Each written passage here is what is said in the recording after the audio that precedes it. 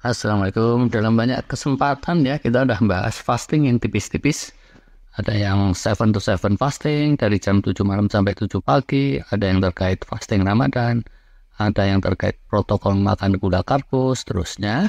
Tapi banyak yang komplain. Wah, praktekin yang tipis-tipis ternyata nggak mempan bro. Wah, yuk kita obrolin. Brutal fact nih ya.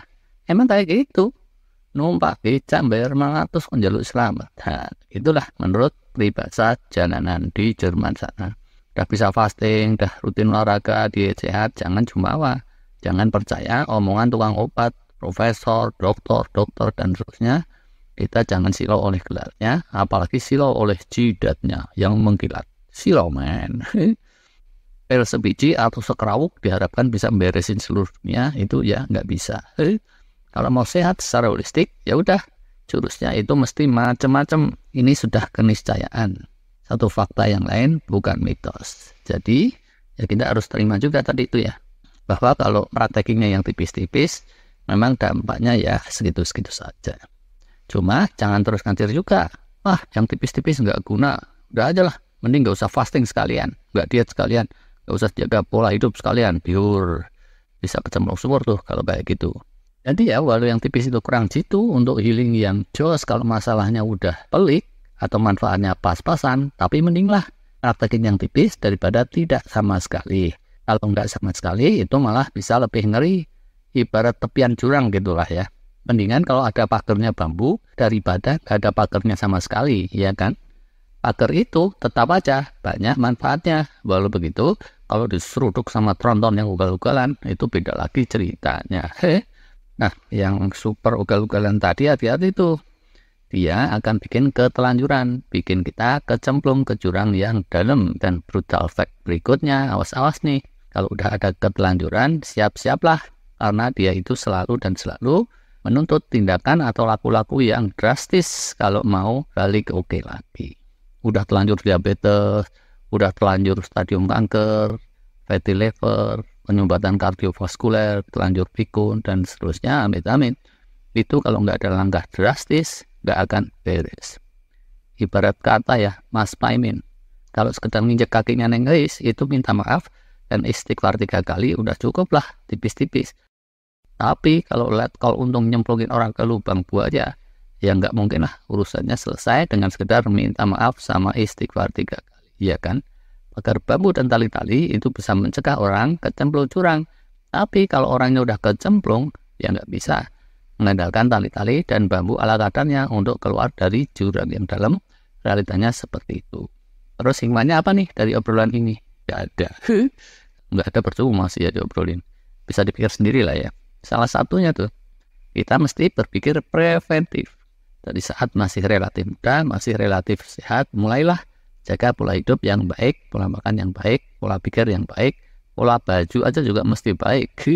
Nah gitu, kalau masih muda belia, sehat bugar, praktekkanlah fasting yang tipis-tipis atau laku-laku yang sering kita ulas itu. Jangan kayak saya, udah terlanjur ubanan 50% baru praktekin fasting. Ya udah, itu uban nggak bisa balik hitam lagi, dan udah nggak bisa awet muda. Paling pol itu bisanya awet tua. Itu pun lumayan tuh. Yang penting semoga awet lah. Subhanallah.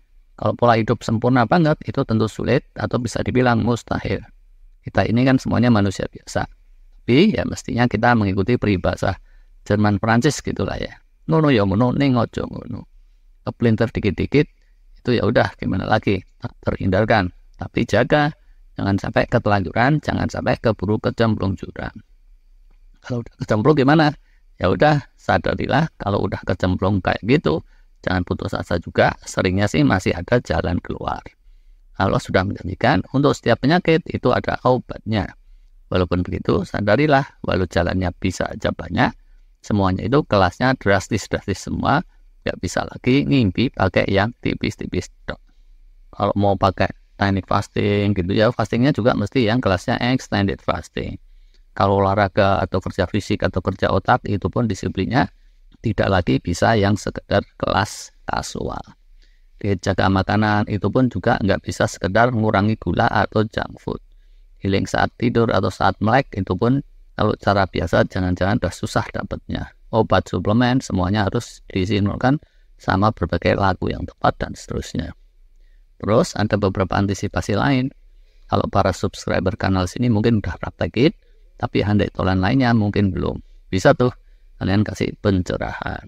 Hal lain yang penting, di saat hari cerah, keadaan masih relatif tenang, aman, damai, sentosa, belajarlah. Pahamilah, baca-bacalah, dengar-dengarlah sharingnya para ahli tentang ilmu-ilmunya untuk menjadi sehat. Soal diet, soal fasting, ilmu tidur, olah fisik dan olah pikir, sikap positif, dan seterusnya. Stupid mistakes, kekonyolan itu seringnya terjadi bukan karena orangnya itu niat ngawur, seringnya terjadi karena ketidaktahuan. Kebodohan itu mahal harganya, hati-hatilah. Biarlah, gue nggak ngerti nggak apa-apa, ntar kalau kenapa-napa tinggal cari dokter aja beres. No, di segenap penjuru dunia itu nggak ada dokter yang bisa mengobati kebodohan. Di apotek manapun juga itu nggak ada yang jual obat anti kekonyolan. Hal penting lainnya, pertimbangkanlah untuk mempelajari jurus-jurus healing yang drastis. Walaupun kalian masih relatif sehat, apalagi kalau udah ada tanda-tanda di sana-sini, entah faktor U, timbangan mulai naik terus, hasil periksa lab, atau yang dirasa-rasain. Pelajarilah misalnya ya jurus-jurus extended fasting. Bukan cuma tahu teorinya, tapi juga praktekin, harus bisa. Terus gimana caranya supaya belajarnya itu bisa cepat dan efektif? Yang tipikal tuh ya, pertama, mantepin dulu niatnya. Kalau niatnya angin-anginan, biasanya itu ilmunya banyak yang nggak nyentel. Keduanya, mesti mencuri start. Kalau nyuri jemuran itu melanggar hukum Allah, tapi kalau nyuri start untuk yang baik, itu halalan toyiban. Menurut Bang Toyib. Bang Toyib yang tukang tambal ban. Malah bleset. Terus yang bisa mempercepat lagi, itu kalau ada mentornya. Di zaman digital, mentornya bisa kanal-kanal kelas ringan kayak di tempat kita ini. Bisa juga sumber-sumber lain yang lebih otoritatif. Yang penting lagi untuk akselerasi dan bisa menambah semangat juga, itu kalau kita bergabung dalam komunitas yang seiring sejalan dengan niat sehat kita. Ini juga sama, bisa komunitasnya itu online, bisa juga komunitas dunia nyata. Gitu deh. Poin pentingnya di sini yaitu tadi, bahwa kalau udah ada keterlanjuran, kita nggak bisa lagi pakai fasting atau teknik healing yang tipis-tipis. Kita mesti siap untuk menjalani cara-cara yang keras, cara-cara yang sulit, cara-cara yang drastis, dan itu pun tergantung keterlanjurannya udah sejauh mana. Kalau udah dalam banget, jangan-jangan semuanya juga udah terlambat. Akhir kata, saya doain nih para subscriber dan penonton sekalian agar senantiasa semangat untuk menjaga amanah kehidupan dan senantiasa berada dalam lindungan Allah Subhanahu wa Ta'ala. Amin. Terima kasih.